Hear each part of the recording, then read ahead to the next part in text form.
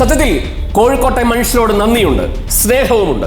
2027 വരെയുള്ള വൈദ്യുതി ചാർജ് വർദ്ധിപ്പിക്കണമെന്നാവശ്യപ്പെട്ട് 111 പേജുള്ള ഒരു ശുപാർശയാണ് KSEB റെഗുലേറ്ററി കമ്മീഷന് മുമ്പാകെ നൽകിയത്. ഈ വിഷയത്തിൽ ജനങ്ങളെ കാണാനും കേൾക്കാനും റെഗുലേറ്ററി കമ്മീഷൻ തീരുമാനിച്ചു. കേരളത്തിൽ 4 സ്ഥലങ്ങളിൽ കോഴിക്കോട്, പാലക്കാട്, എറണാകുളം, തിരുവനന്തപുരം പബ്ലിക് ഹിയറിംഗ് അവർ തീരുമാനിക്കുകയും ചെയ്തു. ഈ വിഷയത്തിൽ ഈ സ്ഥലങ്ങളിലേക്ക് ജനങ്ങൾ പങ്കെടുക്കണമെന്ന് ആവശ്യപ്പെട്ട് അഭ്യർത്ഥിച്ചുകൊണ്ട് ഞാൻ കഴിഞ്ഞ ദിവസം ഒരു വീഡിയോ ചെയ്തിരുന്നു. ഒരുപാട് മനുഷ്യർ ആ വീഡിയോ കണ്ടു, ഷെയർ ചെയ്തു, ലൈക്ക് ചെയ്തു, എന്നെ വിളിച്ചു. പക്ഷെ ഞാൻ കരുതിയത് പ്രതിഷേധവും പ്രതികരണവും വാട്സപ്പിലും ഫേസ്ബുക്കിലും മാത്രം ഒതുങ്ങുമെന്ന് തന്നെയാണ്. ഇങ്ങനെ തന്നെയാണ് റെഗുലേറ്ററി കമ്മീഷൻ വിചാരിച്ചത്.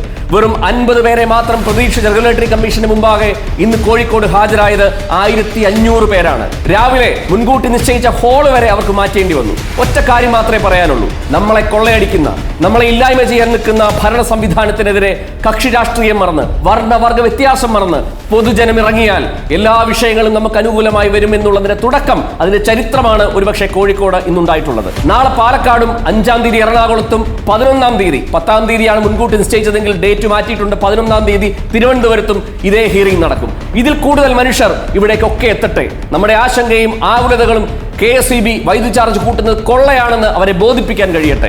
ഒറ്റ കാര്യം മാത്രമേ ഈ നാട്ടിലെ മാധ്യമ പ്രവർത്തകരോട് പറയാനുള്ളൂ: ഞാനൊരു സാധാരണ മനുഷ്യനാണ്. ഒരു സാധാരണ മനുഷ്യർ വീഡിയോ ചെയ്തെങ്കിൽ ഇത്രമാത്രം ജനം അവിടെ വന്നെങ്കിൽ ഈ നാട്ടിലെ മനുഷ്യരോട് ഉത്തരവാദിത്തമുള്ള നിങ്ങൾ ഇക്കിളിപ്പെടുത്തുന്ന വാർത്തകൾ ചെയ്തോളൂ.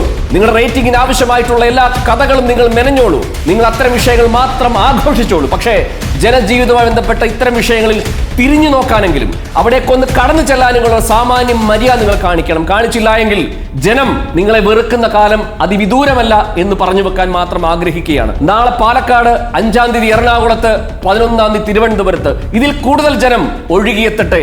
KSEB ഈ കൊള്ളയിൽ നിന്ന് പിന്തിരിയട്ടെ. Thank you so much.